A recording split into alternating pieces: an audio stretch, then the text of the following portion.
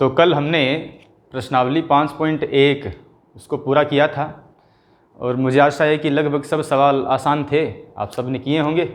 ठीक है, आज अपने शुरुआत करेंगे प्रश्नावली 5.2 की थ्योरी से।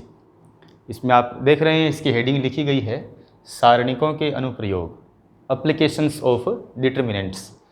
मतलब कि यहाँ पर हम जो भी सीखने वाले हैं, जो भी हम आगे समीकरण निकाय का हल निकालेंगे, कुछ ज्यामितीय आकृतियों का एरिया निकालेंगे, जो भी हम काम करेंगे, उन सब में एक कॉमन बात होगी, सारणिकों का प्रयोग किया जाएगा। अनुप्रयोग मीन्स प्रयोग के द्वारा, है ना। तो सारणिकों के प्रयोग के द्वारा ही इस प्रश्नावली 5.2 के सभी टॉपिक्स क्लियर होंगे। इसलिए इसमें इसकी मेन हेडिंग बन गई है सारणिकों का अनुप्रयोग। अब इस अनुप्रयोग में मुख्यतः हम 4-5 बात सीखने वाले हैं। पहले सुन लो, जैसे हम त्रिभुज का एरिया निकालने वाले हैं, सारणी के माध्यम से आ सकता है। दूसरा, यदि हमें कोई 3 बिंदु दिए गए हों तो हम जांच सकते हैं कि क्या वे 3 बिंदु एक ही रेखा पर स्थित हैं या नहीं हैं। ठीक है। तीसरी बात हम ये सीखने वाले हैं कि यदि हमें कोई 2 बिंदु बताए गए हों और ये कहा गया हो कि इन दोनों बिंदुओं से एक रेखा गुजर रही है, कोई भी रेखा मान लो L, तो हम उस रेखा L की समीकरण प्राप्त कर सकते हैं। ठीक है। उसके बाद में चौथी बात हम सीखने वाले हैं कि यदि हमें कोई समीकरण निकाय दे रखा हो तो उस समीकरण निकाय का हल भी हम सारणिकों के माध्यम से बड़ी सरलता से निकाल सकते हैं, जिसके 2 तरीके होंगे आगे, समीकरण का अवयव सिद्धांत और क्रेमर का नियम। ठीक है। तो इस प्रकार से ये 4-5 पॉइंट्स में प्रश्नावली 5.2 पूरी की पूरी कंबाइंड होती है। तो हम इसकी शुरुआत करते हैं अपने पहले पॉइंट, एरिया ऑफ ट्राइंगल निकालने से। आप इसको समझना पहले ढंग से, क्योंकि इसमें हर प्रकार का सूत्र पहले हम बनाएंगे, सीखेंगे विद रीजन, और बाद में उसको आप याद करके सवाल में अप्लाई करना ही है। देखिएगा, तो अनुप्रयोग के अंतर्गत 1 नंबर अनुप्रयोग है त्रिभुज का क्षेत्रफल ज्ञात करना। त्रिभुज का क्षेत्रफल ज्ञात करना।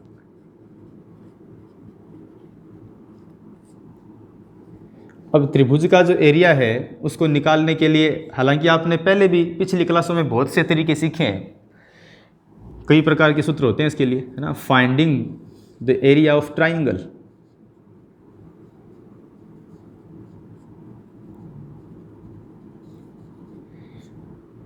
अच्छा अब देखिए, मैं आपको याद दिला दूं, आपकी छोटी क्लासों में शायद 9वीं 8वीं क्लास में एक आपने त्रिभुज का एरिया निकालने का सूत्र सीखा था, उसका नाम था हीरो का सूत्र, हीरो फॉर्मूला, है ना। शायद 9th क्लास में आता है ये। हम उस सूत्र को पहले लिखेंगे, उसके माध्यम से ही हम एक नया सूत्र बनाएंगे जो कि सारणिकों के रूप में होगा। ठीक है, आप देखेंगे। अगर मैं कहूं कि कोई त्रिभुज ऐसा है, पहले मान लेते हैं त्रिभुज, ताकि आगे इजी पड़े संकेत में ही, है ना। मान लो त्रिभुज ABC है, और ये भी मान लीजिए कि त्रिभुज ABC के शीर्ष ये हैं, इसका शीर्ष हम 1 में मान लेते हैं, x1 y1 है, ये x2 y2 है, ठीक है ना, x3 y3 है। ठीक है। अच्छा, अब यदि ये 3 शीर्ष दे रखे हों, तब इन 3 शीर्षों के होने पर इसका जो अंदर वाला परिबद्ध क्षेत्रफल है, इसका मान हम हीरो के सूत्र से कैसे लिखते थे, जरा देखिए। हमें ये बात पता है, चूंकि हीरो के सूत्र से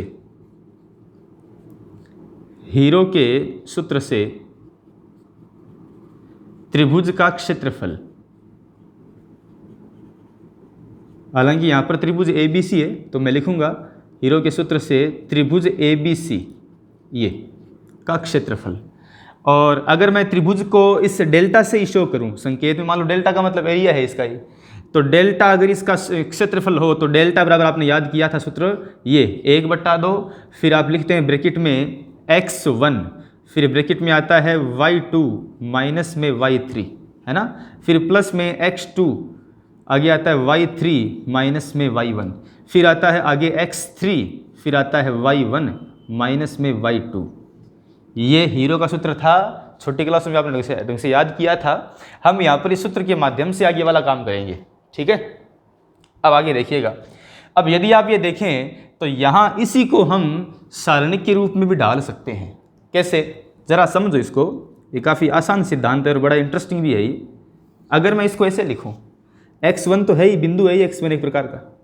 अब y2 माइनस y3 को मैं सारणिक में तोड़ना चाहूँ तो इसका मतलब ये होता है कि आप y2 y3 एक पंक्ति बना दो ना और नीचे लिख दीजिए अपनी तरफ से ही 1 1। अब आप देख लो ये सारणिक जो है इसका उत्तर यही आएगा y2 माइनस y1।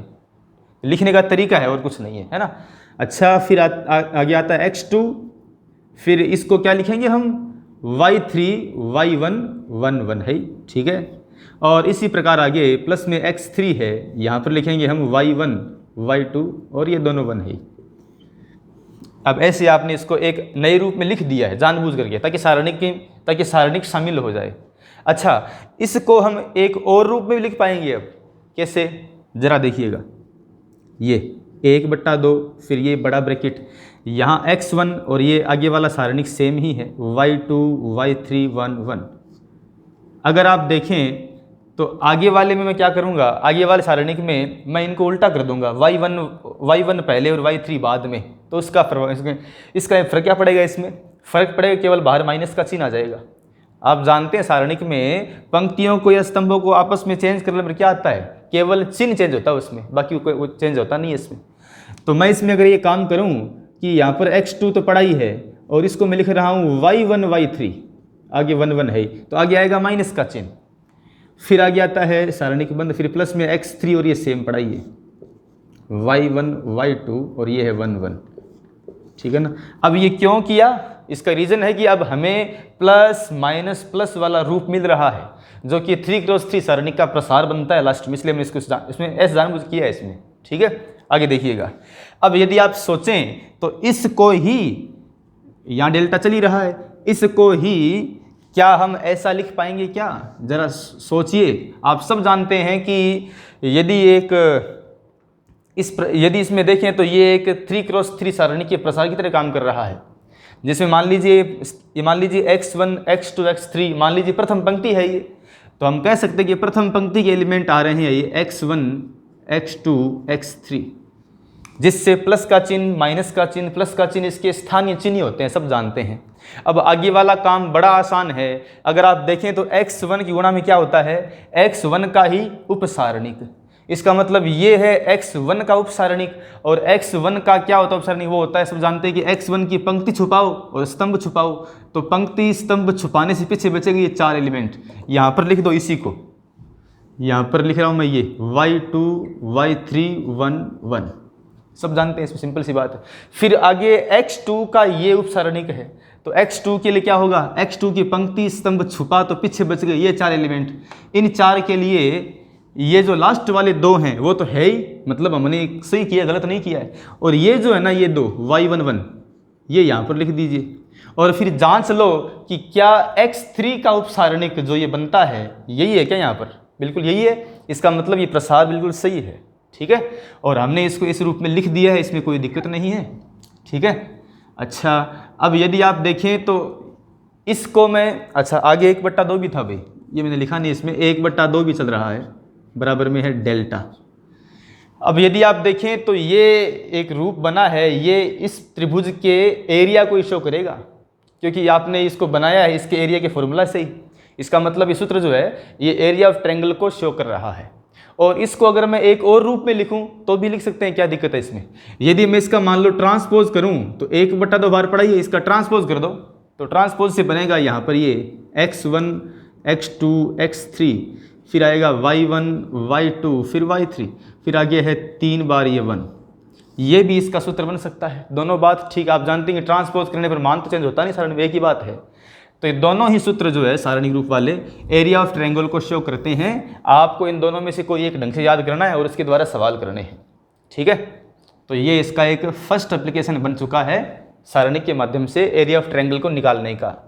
एकदम सिंपल बात है। चलिए अब इस पर बेस्ड कोई सवाल करते हैं ताकि ये समझ में आए कि इसका यूज़ कैसे करते हैं।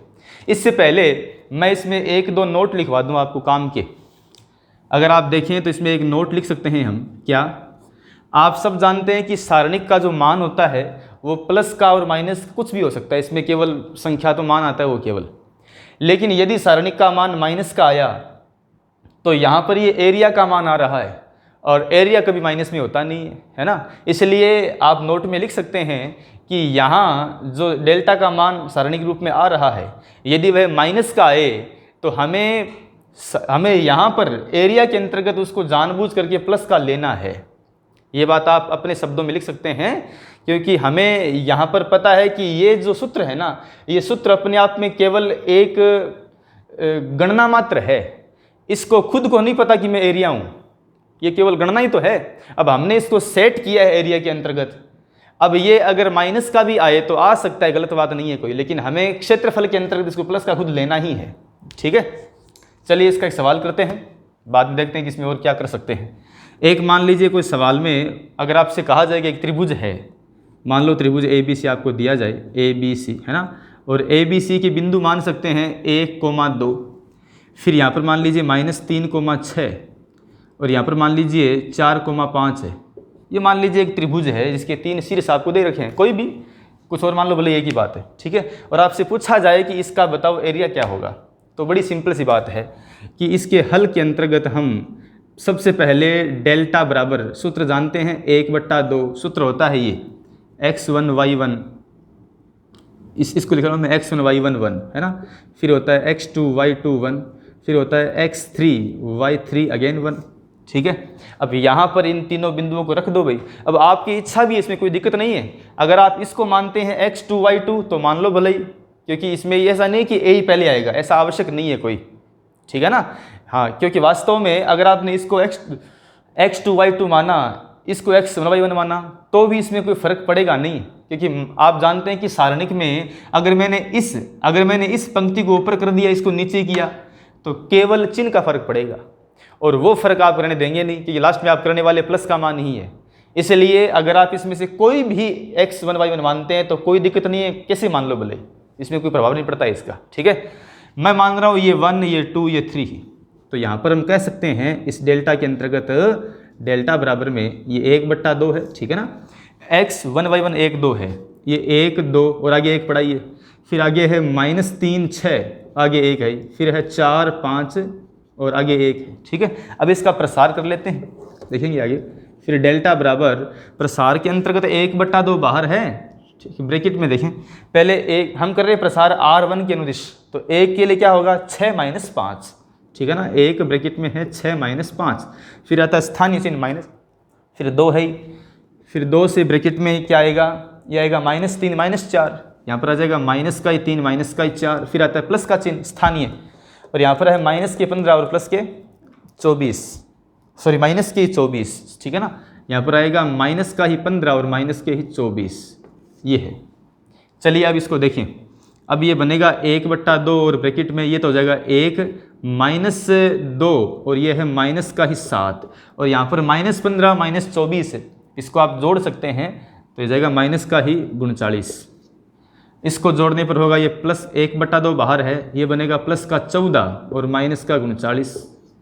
इसे घटा सकते हैं आप अब। ठीक है ना, 1/2 यहाँ पर आप जानते हैं घटाने पर माइनस का आएगा, ये जो है 25, तो डेल्टा का मान अब तक तो माइनस का आ रहा है 25/2 माइनस का, लेकिन चूंकि यहाँ पर ये क्षेत्रफल है ना, इसलिए कह सकते हैं कि यहाँ पर क्षेत्रफल होने से डेल्टा का मान आएगा प्लस का ही 25/2। हालांकि आया तो माइनस का है, पर हमें इसको लेना है प्लस का ही। और आगे पढ़ाइए भाई, वर्ग इकाई, आप जानते एरिया होता है हमेशा वर्ग इकाई में, तो ये इसका उत्तर हो जाएगा। अब यदि आप इसमें इसको लेते x1 y1, इसको मान लो 2 मानते, तो इसमें उल्टा होता ना ये, और इसे इसका मान प्लस का भी आता, वो भी ठीक है, इसमें कोई दिक्कत नहीं है। तो हमें इसमें केवल संख्यात्मक मान देखना है, चिन्ह नहीं देखना है। तरीका ये आपके सामने है ही। ठीक है, तो ये इसका एक फर्स्ट अनुप्रयोग हुआ एरिया ऑफ ट्रायंगल निकालने का तरीका। आगे बात करें, अब इसके बाद में 2 नंबर बात करते हैं। 2 नंबर है 3 बिंदुओं की संरेखीयता। यदि 3 बिंदु दिए हों तो तीनों बिंदु सरेख है या नहीं है, इसको हम सारणिक के द्वारा जांचेंगे। और ये काम तो बड़ा आसान होगा, क्योंकि आपने त्रिभुज वाला काम किया है, तो ये वाला काम इससे हो जाएगा। आप देखिएगा, इसके बाद में 2 नंबर अनुप्रयोग है 3 बिंदुओं की संरेखीयता। 3 बिंदुओं की संरेखीयता, या कह सकते हैं कोलिनियरिटी ऑफ 3 पॉइंट्स। ठीक है, ऑफ 3 पॉइंट्स। तीन बिंदुओं की सरेखीयता। अच्छा, अब देखिएगा, अब इस सरेखीयता के अंतर्गत हम क्या पढ़ेंगे। वास्तव में इसके अंतर्गत आपको तीन बिंदु दे देते हैं। मान लो कोई भी तीन बिंदु दे दिए, ए है ना, x1 y1, फिर आगे मान लीजिए दूसरा बिंदु दे दिया b, ये है x2 y2, आगे मान लो तीसरा बिंदु और दे दिया है c x3 y3, और आपसे पूछ लिया गया कि क्या ये तीनों बिंदु a b c सरेख है क्या, मतलब कि एक रेखा पर स्थित है क्या। तो जांचने का तरीका क्या है, बड़ा आसान है। एक बार देखें इसको। अगर आप देखें तो यदि मैं इसमें ये कहूँ कि तीनों बिंदु सरेख है, मतलब कि तीनों एक ही रेखा पर स्थित हैं, तो ऐसा होने पर एक विशेष बात इसमें घटती है, वो यही है कि यदि ये तीन बिंदु एक रेखा पर स्थित हैं तो इन तीन बिंदुओं को मिलाने से जो बनने वाला त्रिभुज है वो जीरो एरिया वाला होगा, उसका क्षेत्रफल हमेशा जीरो होगा। सीधी सी, जैसे मान लो मैं ऐसे कहूँ कि दो बिंदु है, ये ए बिंदु और सी बिंदु, और बी बिंदु यहाँ पर था, तो अब तीनों को मिलाओ, अब इसमें कुछ न कुछ एरिया बनेगा इस बनने वाले त्रिभुज का, बीच में कुछ एरिया आएगा। अगर मैं बिंदु बी को यहाँ लाऊं तो एरिया थोड़ा कम हो जाएगा। मान लो बिंदु बी यहाँ पर है, अब बिंदु बी इसके थोड़ा सा और पास में लाऊं तो एरिया और कम होगा। यदि ये बिंदु बी इस रेखा के ऊपर ही आ जाए तो इसमें त्रिभुज बनेगा ही नहीं। और अगर आप कहें तो त्रिभुज बनेगा, पर वह बनेगा काल्पनिक, उसका एरिया होगा हमेशा जीरो। ठीक है, तो आप समझ पा रहे होंगे कि यदि तीन बिंदु सरेख हैं, मतलब कि एक रेखा पर स्थित हैं, तो उन तीनों बिंदुओं से निर्मित त्रिभुज का जो एरिया होता है वो हमेशा जीरो होता है। इसका मतलब ये एक जांचने का तरीका हो गया कि तीन बिंदुओं के सरेख होने तो आवश्यक ये है कि उसका डेल्टा का मान जीरो आए, बस सीधी सी बात है। ठीक है, हम कह सकते हैं कि यहाँ से स्पष्ट है कि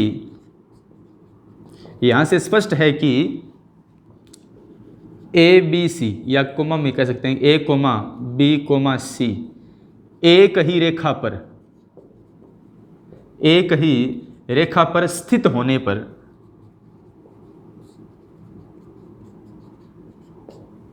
क्या कह सकते हैं भाई कि area of A B C बराबर में जीरो होगा, मतलब इसकी डेल्टा का मान जीरो होगा। इसका मतलब कह सकते हैं कि डेल्टा का मान जीरो होगा। इसका मतलब ये भी कह सकते हैं कि डेल्टा का जो सूत्र था 1/2, ये x1 y1 1, फिर x2 y2 आगे है वापस 1, और आगे होगा x3 y3 1, ये भी इसमें जीरो होना चाहिए। और यदि ये जीरो है तो इसमें दो संख्याएं गुणा हो रही है, 1/2 और ये खुद सारणिक। अब जानते हैं कि 1/2 तो जीरो है नहीं, तो बचा कौन फिर, खुद सारणिक, मतलब ये सारणिक ही जीरो होगा। तो लास्ट में कह सकते हैं इसका निष्कर्ष ये आया कि केवल ये सारणिक ही, ये x1 y1 1, x2 फिर y2 अगेन 1 और x3 y3 1, केवल इस सारणिक का मान ही जीरो हो जाए तो हम कह सकते हैं कि वो तीनों बिंदु सरेख हैं। ये इसका सूत्र बन गया सरेखीय, इसको जांचने का सूत्र है ये। ठीक है, अच्छा, अब इस पर कोई सवाल करके देखते हैं कि कैसे इसके कंडीशंस बनाई जाएगी। क्वेश्चंस में मान सकते हैं हम, जैसे मान लो आपको सवाल दिया जाए एक कि कोई तीन बिंदु हैं, ए बिंदु मान लो x, 0 मान सकते हैं, है ना, बिंदु b मान सकते हैं 4, 5, और बिंदु c, आगे मान लो बिंदु c है 7, 8, और आपसे कहा गया है कि ये तीन बिंदु a b c सरेख है। बोला गया है आपको कि ए बी सी सरेख है, तो बताइए x का मान क्या होगा। ऐसे सवाल आते हैं कई बार, या कई बार आता है मान लो यहाँ पर x का मान लीजिए 3 हो, तो पूछ लेते हैं कि जांचो कि तीन बिंदु सरेख है क्या। ये इसमें दो प्रकार सवाल बनते हैं, या तो इसमें पूछते हैं x का मान क्या होगा जब सरेख हो तब, और या पूछते हैं कि तीन बिंदु दे रखे हैं आपको कंप्लीटली, तो पूछते हैं कि जांचो भाई सरेख है कि नहीं है ना। तो ये वाला काम खुद करना, जांचो, इसमें कोई दिक्कत नहीं है। हम करते हैं x वाली कंडीशंस को। अगर आपको बोला जाए कि सरेख है तो बताओ x का मान क्या होगा, इसको देखते हैं हम। ठीक है, अब देखिएगा, हम कह सकते हैं कि प्रश्नानुसार हमें बोला गया है कि तीनों बिंदु सरेख है। इसका मतलब ये हुआ कि यहाँ पर ये x1 y1 1, फिर x2 y2 1 और x3 y3 1, इसका मान 0 होगा पक्का। हमें इस प्रश्न में ऐसी बात दे रखी है, बीच में आप खुद लिखना कि ये दे रखा है कि सरेख, वो सब आप खुद लिखना जो भी है। ठीक है ना। अब यहाँ पर इसका मतलब देखिएगा, यहाँ पर इसमें x1 y1 मान रहा हूँ मैं a वाले हूँ, कोई b को मान रहा हूँ 2 और c को मान रहा हूँ 3 वाले हैं, ठीक है ना। तो यहाँ पर ये हो जाएंगे x0 और आगे 1 है, यहाँ पर होगा 4 5 आगे 1 वापस, यहाँ 7 8 अगेन 1 बराबर में है 0, ठीक है ना। अब इसका प्रसार कर देना चाहिए हमें, देखते हैं प्रसार क्या होगा। हम करते हैं प्रसार r1 के अनुदिश, तो x के लिए क्या होगा, ब्रैकेट में आएगा 5 - 8, ठीक है ना, 5 - 8। फिर आगे इसका प्रसार करना नहीं है, 0 है तो माइनस में 0 पड़ा, ये फिर प्लस में इसका प्रसार क्या होगा, 8 × 4 32 ये, और माइनस में 7 × 5 35, ठीक है ना, बराबर में है 0। अब इसको देख लो आप, x और गुणा में कितना बच गया, ये बच गया -3, और ये यहाँ बच रहा है वापस -3 और बराबर में है 0 है, ठीक है। तो बन गया ये -3x = 3, तो यहाँ से x का मान आएगा -1, ये इसका उत्तर हो गया, ठीक है। तो ये इसमें एक दूसरा अनुप्रयोग था इसका, जिसमें आपको यदि 3 बिंदु दिए हो तो उसको आप जांचें, या बोला गया हो कि सरेख है तो इसमें x का मान निकाल सकते हैं। तरीका इस सूत्र के माध्यम से आप समझ जाएंगे क्या होगा, ठीक है। हाँ, अब आगे बात करें हम, उसके बाद में तीसरी जानकारी है। देखो तीसरी जानकारी ये है कि यदि हमें एक रेखा पर स्थित कोई 2 बिंदु दे रखे हों, मान लो उनके पॉइंट्स दे रखे हैं, जो भी होंगे दे रखे होंगे सवाल में, तो आपसे उस रेखा की समीकरण पूछ ली जाती है। ये काम की बात है इसमें काफ़ी, देखते हैं एक बार, देखिएगा। तो इसकी हेडिंग ये है, 3 नंबर प्रयोग है ये, कि 2 बिंदुओं से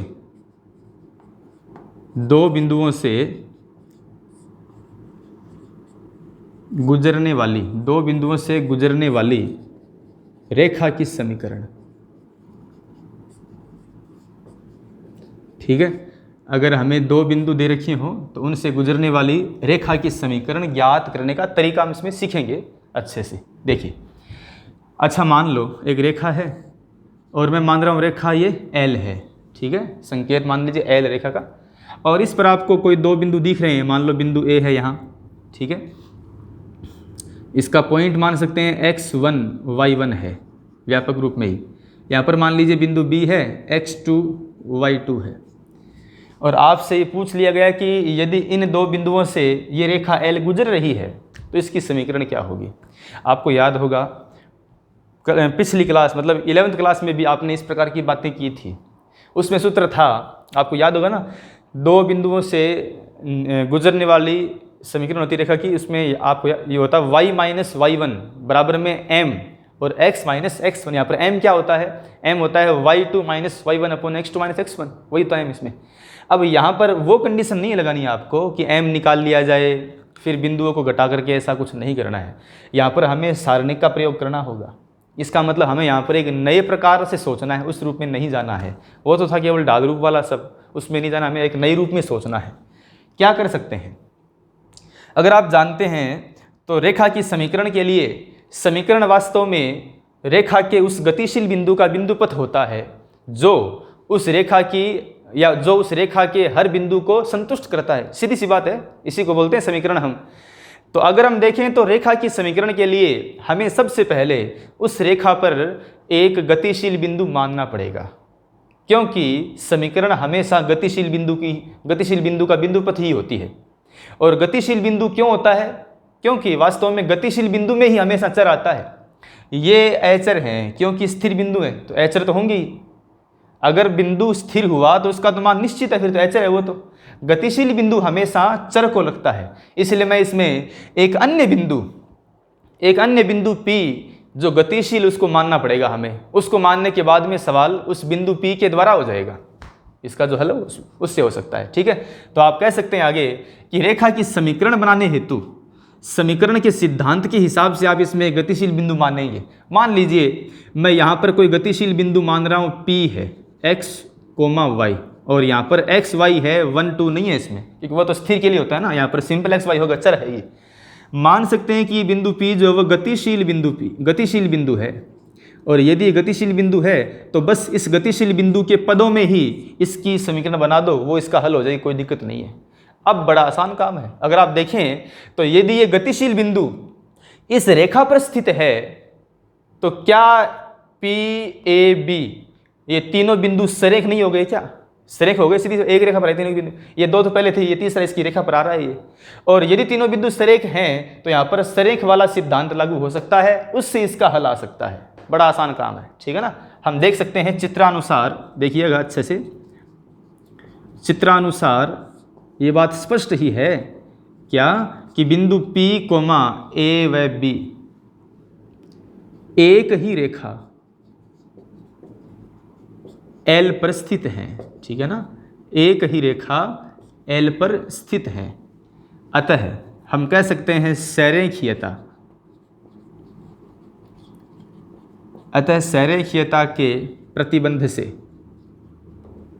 या सरेखीयता के नियम से, नियम कहता है कि हम हमेशा x1 या यहाँ पर तो कुछ और होगा ना, यहाँ पर आप जानते हैं, मान लीजिए मैं इसको मान रहा हूँ 1 वाला, ये मान लो 2, ये मान लो 3, तो इसमें कहता है, नियम कहता है कि यहाँ पर लिखो पहले वाले पॉइंट्स, तो यहाँ पर आएंगे x y, यहाँ पर आएगा 1। अब यहाँ पर आएंगे x1 फिर y1 और आगे आएगा वापस 1, और यहाँ पर आएगा x2 y2 1 बराबर में है 0। ये इसका इक्वेशन आ जाएगा। बड़ी आसान सी बात है। अब अगर आप चाहो तो इसमें इसको नीचे ले आओ, इसको बीच में, इसमें कोई भेद नहीं है, क्योंकि इसमें ऊपर नीचे करने पर केवल इसका संख्यात्मक चिन्ह बदलता है बस, और वो 0 है, इस बदलेगा नहीं वो, ठीक है। ये इसमें इस रेखा की इक्वेशन निकालने का सूत्र हो गया सारणिकों के अंतर्गत ही, ठीक है।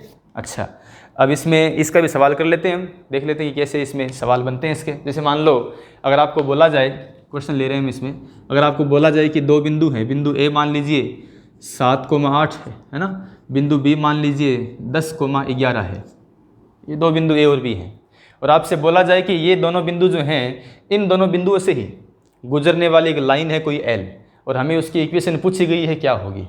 तो बड़ा आसान काम है इसमें, ठीक है ना। मैं इसको संक्षेप में करवा रहा हूँ, इसकी भाषा आप खुद लिखना जो भी करने वाले हैं। हम सब जानते हैं कि पहले तो मानते हैं इसमें कि माना इसी रेखा पर एक अन्य बिंदु, ये पहले मानना होगा आपको, एक अन्य बिंदु जो गतिशील है उसको आप मान लीजिए P है, x y है ना, तब, और यदि अन्य बिंदु इस रेखा पर है तब कह सकते हैं कि यहाँ पर ये होगा फिर x y 1, फिर होता है x 1 y 1, तो इसको मान लो 1 वाला पॉइंट है, तो मान लीजिए 7 8, ये 1, ये है 10 11 वापस 1 है ना, बराबर में है 0। सिंपल सी बात है। अच्छा, अब इसको हल कर लो आप बस, जैसे इसका मैं प्रसार करूँगा R1 के सापेक्ष, तो R1 के सापेक्ष प्रसार से होगा x, और यहाँ पर होगा 8 माइनस 11 है ना, फिर माइनस में y 7 माइनस 10, फिर आगे आता है प्लस का चिन्ह, और ये हो जाएगा 77 माइनस में 80 बराबर में 0 चल रहा है, ठीक है। अच्छा, ये हो जाएगा माइनस का 3x माइनस माइनस प्लस का 3y, और आगे माइनस का 3 है बराबर में 0 है। सब में से 3 कॉमन लेके हटा दो, 0 के बटा में ले आओ, तो बनेगा माइनस का x प्लस का y माइनस का 3 बराबर में 0। ये इसकी इक्वेशन बन गई है। या इसका एक रूप ये भी आ सकता है ना, यहाँ पर x माइनस वाई है ना, x माइनस वाई प्लस 3 बराबर में 0। इसके चिन्ह उल्टे कर दो बस, ये भी इसकी इक्वेशन आ सकती, दोनों इसमें एक ही बात है, इसमें कोई भेद नहीं होगा, ठीक है। तो ये इसमें इसका उत्तर आ गया। और आप देख पा रहे हैं कि इसमें अगर रेखा के दो बिंदु 7 8 10 11 हैं, तो ज़रा रख के जांच लो सही है क्या, जांचते हैं इसमें, देख लेते हैं। मान लो बिंदु A रखते हैं हम 7,8, तो x का मान रखो 7 और y का मान रखो 8, क्या संतुष्ट करता है क्या? देखिएगा, 1 मिनट,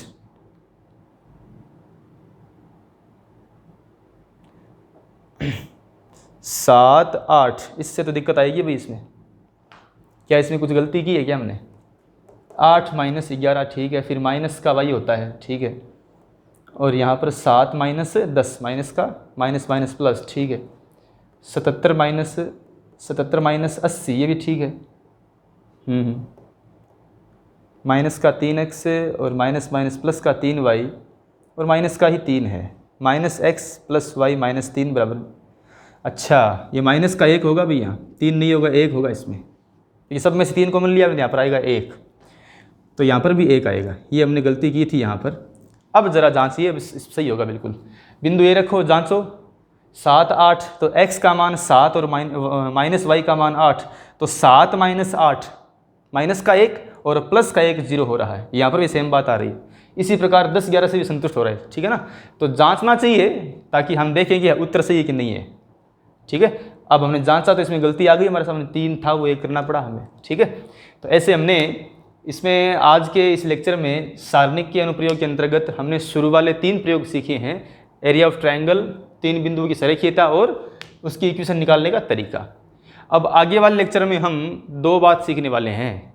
जो अंतिम टॉपिक बचा है वो है रेखा की समीकरण निकाय का हल निकालना, जिसके 2 तरीके हैं, आव्यूह सिद्धांत और क्रैमर नियम। वो बात हम करेंगे अगले भाग में। आज के लिए इतना बहुत है। अगर आपकी इच्छा हो तो इसमें इन 3 तरीकों पर बेस्ड कुछ एग्जाम्पल खुद करना, बड़े आसान हो जाए है, इसमें कोई दिक्कत नहीं होगी, ठीक है। अब बाकी करते हैं हम अगले भाग में। आज के लिए इतना पर्याप्त है।